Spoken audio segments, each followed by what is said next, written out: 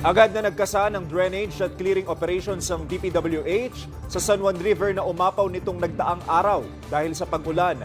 Siniguro naman ng DPWH ang mas maayos na pagpapatupad ng drainage master plans kontra sa baha. Live mula sa Quezon City, nakatutok si Bea Peniza.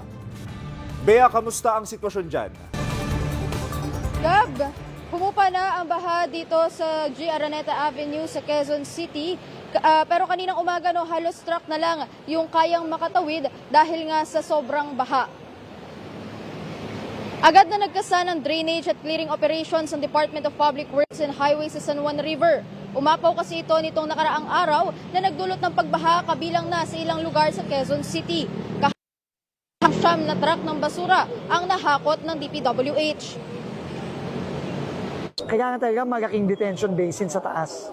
Yes. Tuloy-tuloy tayo, paglilinis, dredging, ayon na to sa drainage master plan ng QC.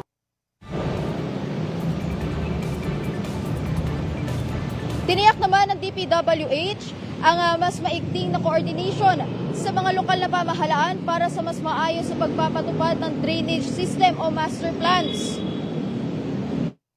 Di tulad ng dati na kung ano-ano lang ang flood control ang tinatayo dito sa QC saka sa Metro Manila, ngayon lahat tayo coordinated sa LGUs. Sa ngayon, nadadaanan na ng light to heavy vehicles ang Araneta Avenue. At Gab, sa ngayon, patuloy na nakakaranas ng panakanakang pag-ulan ang malaking bahagi ng Quezon City, lalo na dito sa ating kinatatayuan. At kung makikita nga sa aking likuran, bahagya ng nadadaanan na itong Araneta Avenue ng light to heavy vehicles sa ngayon. Gab. Maraming salamat at ingat, Bea Peniza.